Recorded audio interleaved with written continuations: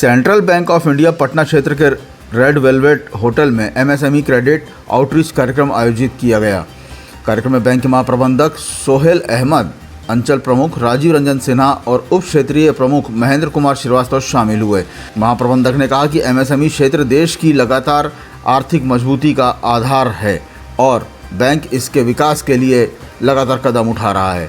अंचल प्रमुख ने बताया कि बैंक नवाचारों और ग्राहक हितैषी योजनाओं के उद्यमियों को बेहतर सेवाएं दे रहा है।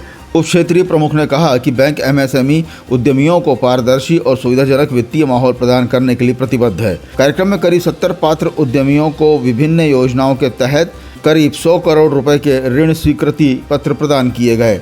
उद्यमियों को बैंक की योजनाओं की जानकारी, ऑन द स्पॉट परामर्श और त्वरित स्वीकृति की सुविधा भी दी गई।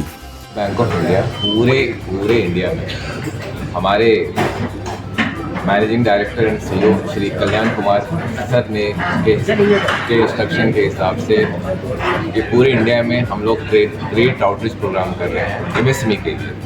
जो राष्ट्र का एक रीढ़ है, कैसे फाइनेंशियल सपोर्ट करें, कैसे अगर कोई कमज़ोर इकाई है तो कैसे उसको सपोर्ट करें, कैसे हेल्प करें। फिर उसके बाद से हम आज के दिनों में काफ़ी कंसेशन, प्रोसेसिंग चार्ज पर कंसेशन दे रखे हैं और रेट ऑफ इंटरेस्ट हमारा काफ़ी कम रखा हुआ है।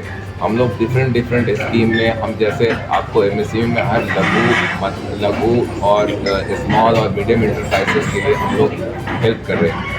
आज ये पूरे इंडिया में और इसका मेन जो पर्पस है कि दो हमारे माननीय प्रधानमंत्री का जो उद्देश्य है कि 2047 में हमारा इंडिया राष्ट्र पूरे वर्ल्ड पे छा जाए, पूरे वर्ल्ड में हमारा सबसे सर्वोत्तम राष्ट्र कहलाए, उसको ध्यान में 2047 को माध्यम में रखते हुए हम लोग ये कार्यक्रम कर रहे हैं।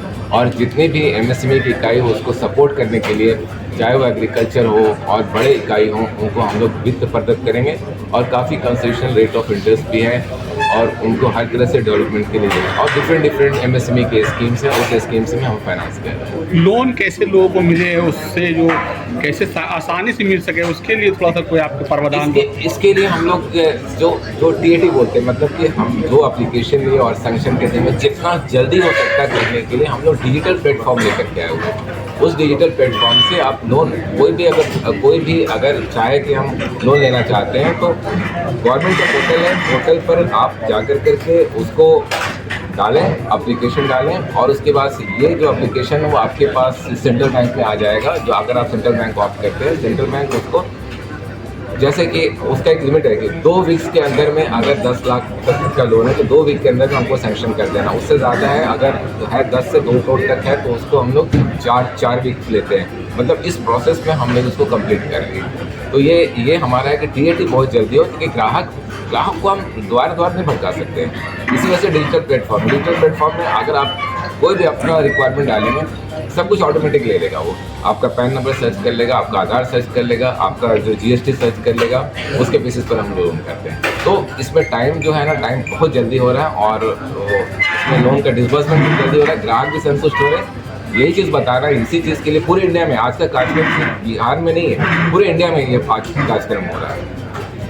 Thank you sir. में आप अध्यक्ष हैं, उसके लिए क्या सोच रहे हैं आप बताइए? देखिए, इसमें बैंकों का रोल बहुत बड़ा रोल है कि किसी को भी व्यापार करना है, इंडस्ट्री लगाना है, बिना पैसे के वो इंडस्ट्री नहीं लगा सकता। हर आदमी को पैसा चाहिए और बैंक का जो पैसा है ये बैंक अपना पैसा नहीं है, पब्लिक नहीं है। तो जिसको लोन लेना है उसको अपने कागजात ढंग से प्रस्तुत करने पड़ेंगे और बैंकों को उन कागजों को समय सीमा के अंदर में डिस्पोजल करना होगा और उनको अपने यहाँ एक हेल्प डेस्क बनाना चाहिए कि किन्हीं के यहाँ कोई कमी है तो उसको ये कह के सिर्फ पेपर न लौटा दें कि आप में कमी है, उसको रास्ता ही बताएं कि इस तरह से अगर आप करेंगे तो आपका पेपर ठीक हो जाएगा। तो हैंड होल्डिंग होना चाहिए, उससे व्यवहार अच्छा होना चाहिए।